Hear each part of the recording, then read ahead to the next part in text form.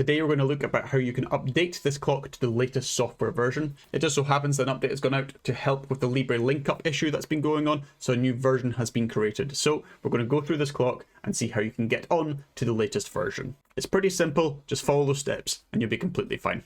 There are actually a couple of ways you can update this clock. The first one we're going to do is go to the web page for the clock from the IP address that this was given. If you don't know what IP address this clock was given, there's two different things you can do. The first one is to turn this off and then back on again. So to turn it off, you just press the two buttons at the top until the screen turns off. I'm going to turn it back on again by doing the same thing. You'll hear a small beep. There we go, that is the clock restarted. And now it's telling me to join the Wi-Fi of the clock, which is NS Clock Wi-Fi, and to go to the usual address, which is 192.168.4.1. So I'm going to do that on my computer. The other thing you can do is just simply plug this into your computer, go to the GitHub page and scroll down to where it says installation page. If you click on that and then click connect, and I know that it's going to be this one, it might be different for you, but for me I know it's COM6, press connect. What this is going to do is bring up this little menu. So from here we can just go to visit device.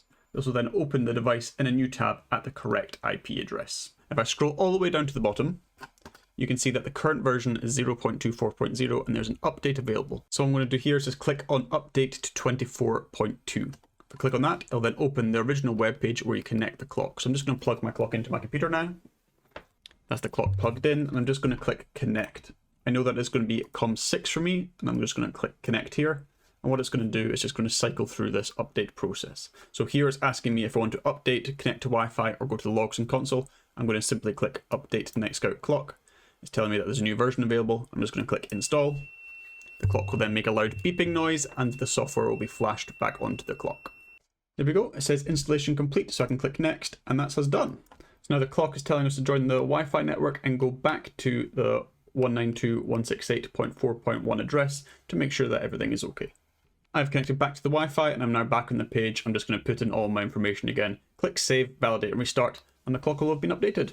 Okay, that's me inputted all my information, so I'm just going to scroll down to the bottom, click save, validate and restart, and the clock will then restart. Now it says to make changes, I now go to the new address which is given there.